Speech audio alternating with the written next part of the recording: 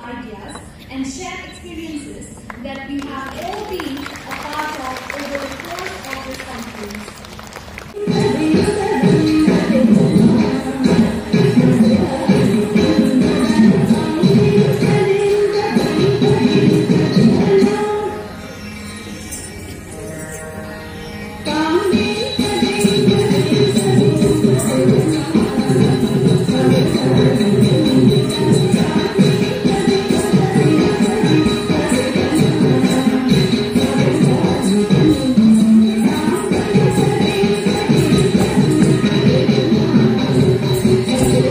Institute of Nursing Education AINE আজি দুদিনীয়া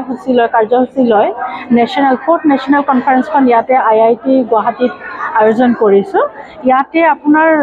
more than 600 মানে পাৰ্টিসিপেন্ট গোটেই ভাৰতৰ বিভিন্ন ৰাজ্যৰ পৰা আহিছে আৰু ইয়াতে দুদিনীয়া কাৰ্যসূচীত আমাৰ বহুত ধৰণৰ ধৰক পেনেল ডিসকাশন থাকিব ডিবেট এটা থাকিব তাৰ পিছত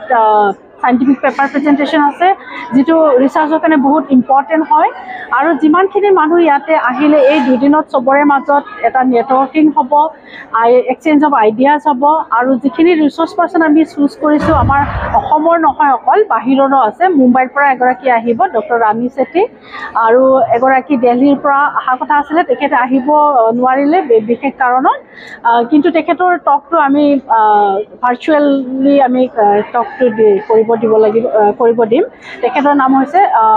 সংগম গমেশ তেখেত এগৰাকী ফাউণ্ডাৰ অফ সিনহিয়া হেল্থ আৰু ANEI বুলি এটা নাৰ্ছিং এছ'চিয়েশ্যন আছে তাৰে আপোনাৰ ফৰ্মাৰ প্ৰেচিডেণ্ট হয় সো তাৰোপৰি আমাৰ অসমৰ যিখিনি আমাৰ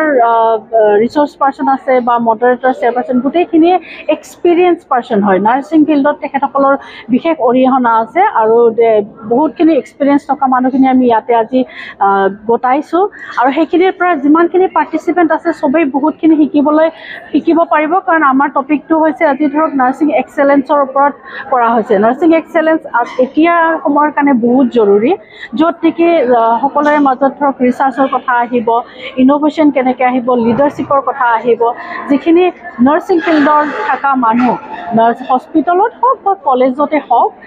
গোটেইখিনি মানুহৰ কাৰণে ইম্পৰ্টেণ্ট আৰু